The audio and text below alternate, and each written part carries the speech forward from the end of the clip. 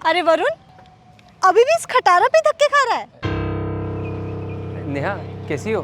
तुमसे तो काफी बेटर हो। ये तेरा एक्स बॉयफ्रेंड वरुण ही है ना? हाँ, कॉलेज में ना बड़ी बड़ी बातें करता था। बेबी मुझसे शादी कर लो, मैं तुम्हें हमेशा खुश रखूंगा। खुद तो इस खटारा पे घूम रहा है और बातें करता था BMW वाली। अरे ये बाइक मेरा नहीं है, वो तो। ओ, तो ये बाइक भी उधार की है। देखा तूने, इसकी तो इतनी भी औकात नहीं है कि खुद की बाइक तक अफोर्ड कर सके।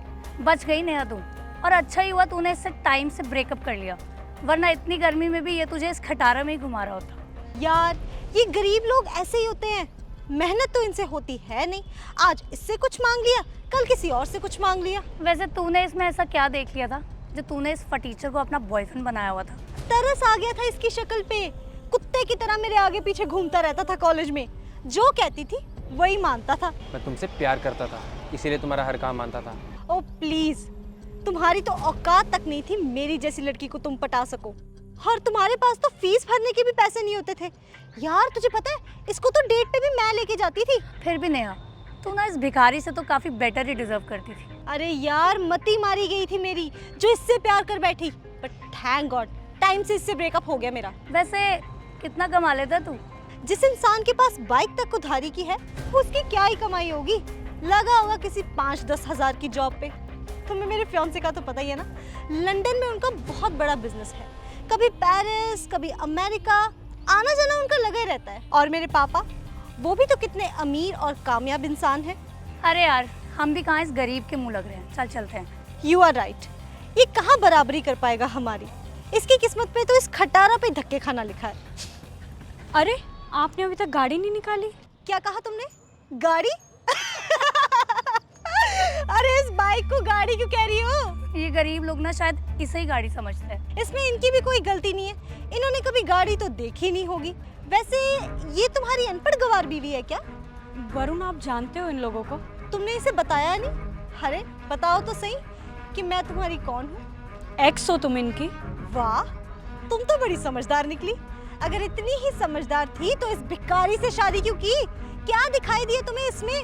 मैंने इसीलिए इसे छोड़ा था, क्योंकि ना ये तब किसी लायक था और ना अब है। अरे मुझे तो तुम पे तरस आ रहा है। किसी ढंग के इंसान से कम शादी कर लेती। खुद भी ये खटारा पे धक्के खा रहा है और तुम्हें भी खिला रहा है। इनफ नेहा, बहुत बोल लिया तुमने।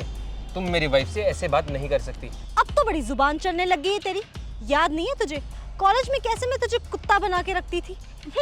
कम से कम इतना लायक तो बन जाता कि अपनी बीवी को खुश रख सके।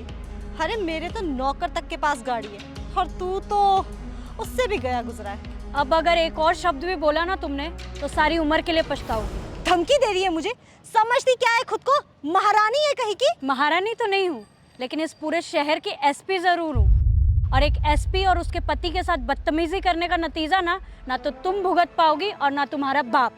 और ठीक कहा तुमने इनको छोड़ के बहुत अच्छा किया, क्योंकि अगर तुम इन्हें नहीं छोड़ती ना तो ये मेरी जिंदगी में नहीं आते। और जिसे तुम भिखारी बोल रही थी ना, वो वर्मा कंपनीज का मालिक है। नाम तो सुना ही होगा तुमने। वही जिनका इंपोर्ट एक्सपोर्ट का बिजनेस है। जब वरुण और मैं मिले थे ना, तब ना तो मैं एसपी थी और ना इनका कोई बिजनेस था, लेकिन इनकी मेहनत और अच्छाई की वजह से आज हम यहाँ तक पहुँचे हैं। इस मुकाम तक पहुँच के ना आज हमें किसी के आगे हाथ फैलाने की कोई ज़रूरत नहीं है।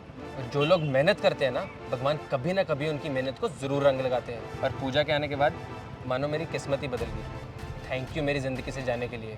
अगर तुम नहीं जाती ना तो मुझे पूजा जैसी बीवी कभी नहीं मिलती।